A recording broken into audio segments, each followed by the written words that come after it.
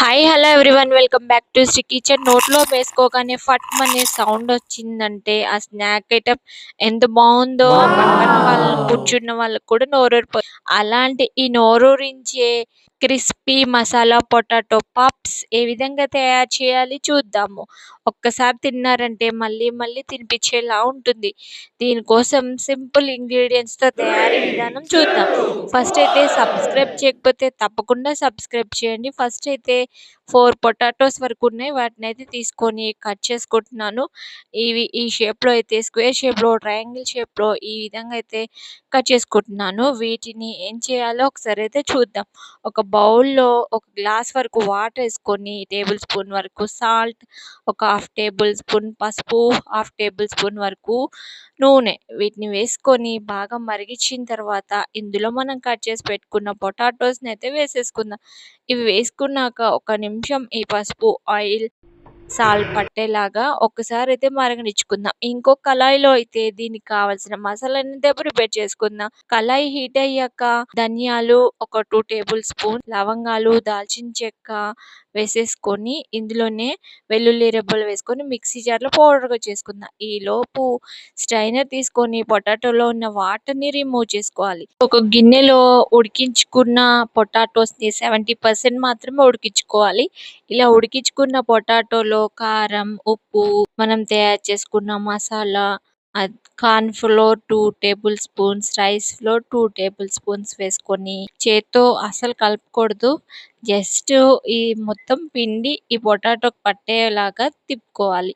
ఈ మసాలా, కారం, ఉప్పు అన్నీ పట్టేలాగా ఈ విధంగా బౌల్‌లో ఉన్న పొటాటోస్‌ని టర్న్ చేస్తూ పూర్తిగా ఈ మిశ్రమం పట్టేలాగా కలుపుకోవాలి. ఇప్పుడైతే మనం దీనికి సరిపడా వాటర్‌నైతే ఏసుకోవాలి.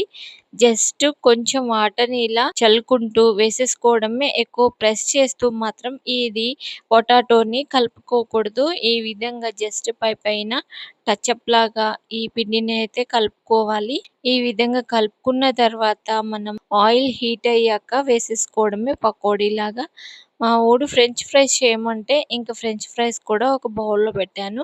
ఇంకో ఆయిల్ హీట్ అయిన తర్వాత వీటిని మనం పకోడీలు ఏ విధంగా వేసుకుంటామో ఆ విధంగా విడివిడిగా వేసుకోవాలి. అన్నిటిని ఒకే దగ్గర వేసుకున్నట్లయితే మనకి ఈ క్రిస్పీనెస్ అనేది రాదు. సో, ఈ విధంగా విడివిడిగా వేసుకోవాలి. ఒకవైపు పూర్తిగా వేగిన తర్వాత మాత్రమే రెండవ వైపు తిప్పుకోవాలి. జస్ట్ అవి వేగే వరకు మాత్రం వాటిని అస్సలు టచ్ చేయకూడదు. ఈ విధంగా కొంచెం వేగిన తర్వాత రెండో వైపు కూడా తిప్పుకొని వేయించుకోవాలి. ఇంకా ఈ విధంగా ఒక వైపు 2 వైపులు ఎర్రగా వేగిన తర్వాత తీసేసుకోవాలి.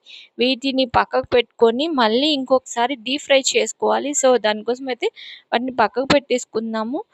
మనకి ఫట్ అనే సౌండ్ రావాలి కదా! సో, దానికోసము ఇప్పుడైతే క్రిస్పీగా ఉంటాయి. ఫట్ అనే సౌండ్ రావాలి అంటే మళ్ళీ ఒకసారి ఈ రెండోసారి వేసుకున్న పకోడీని తీసిన తర్వాత లేదంటే ఇవి హీట్ అయిన తర్వాత మనం ముందుగా వేయించుకున్న ఈ పొటాటోని కూడా వేసేసుకోవడమే. ఈ విధంగా రెండింటిని వేయించుకోవాలి. ఈ రెండిటి పొటాటో పాప్స్‌ని కలిపేసి ఒక 5 మినిట్స్ వరకు హై ఫ్లేమ్‌లో ఉంచుకున్నట్లయితే మనకి ఈ స్నాక్ అనేది ఫట్‌మంటుంది. తప్పకుండా ఇప్పుడైతే గ్రీన్ చిల్లీని సన్నగా కట్ చేసుకొని సాల్ట్ వాటర్‌లో పెట్టుకున్న దాన్ని ఒక 4 గ్రీన్ చిల్లీస్‌ని కూడా ఇందులో వేసేసుకుంటున్నాను. తినేటప్పుడు వీటిని కూడా తీసుకుంటే చాలా బావుంటుంది.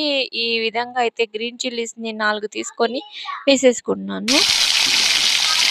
ఇంకా ఈ విధంగా పిల్లలకైనా సరే, పెద్దవాళ్ళకైనా సరే ఈ స్నాక్ ఐటెమ్ తప్పకుండా చాలా బావుంటుంది. ఒకసారి మీరు కూడా ట్రై చేసి ఏ విధంగా ఉంది అనేది కామెంట్ బాక్స్‌లో తప్పకుండా తెలియచేయండి. పూర్తిగా వేగిన తర్వాత ఒక సర్వింగ్ బౌల్ తీసుకొని అందులో సర్వ్ చేసుకోవడమే. ఈ విధంగా క్రిస్పీ మసాలా పొటాటో పాప్స్ అనేవి రెడీ అయ్యాయి. వీడియో నచ్చితే like, share, subscribe to the Sri kitchen channel. మీ ఫ్రెండ్స్ అండ్ ఫ్యామిలీకి కూడా తప్పకుండా షేర్ చేయండి ఈ వీడియోని. Thank you so much. Bye.